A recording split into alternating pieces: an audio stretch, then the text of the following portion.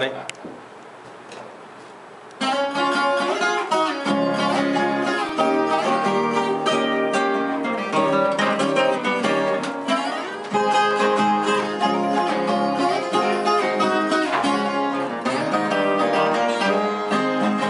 fecho os olhos, estou vendo num banquinho de madeira o meu velho pai sentado bem pertinho da soleira.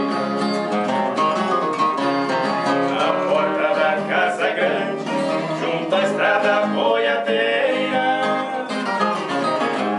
Saudade não é doença, mas é uma dor feiticeira. Se eu pudesse voltar lá, pra de perto reprisar muitas cenas verdadeiras.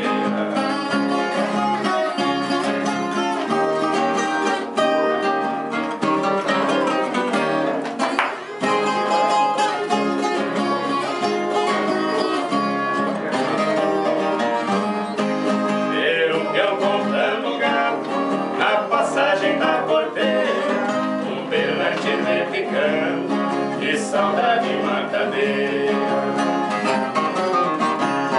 Ô madrinha, vai na frente, ou pula pra narradeira. Se algum mestiço escapa, copião é brincadeira. O caboclo é traquejado e traz o bicho arrastado no xixão da barrigueira.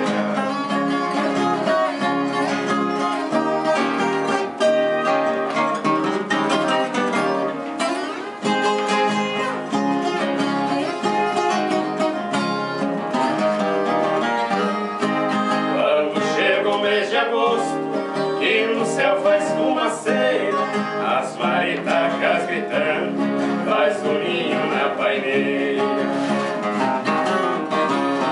As abelhas fogem chão, passa fazendo zoeira.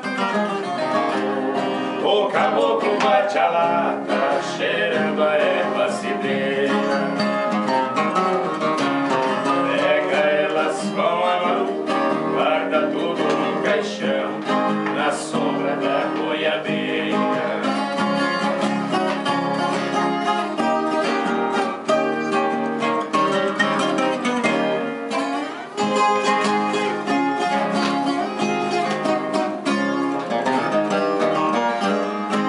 Quando chega a tardezinha, lá no alto da pedreira, o lamento do sem fim, na copada da figueira. A noite bate um mujó no peito da cachoeira. O Urutau grita na serra, faz eco na ribanceira. Caboclo faz uma prece, depois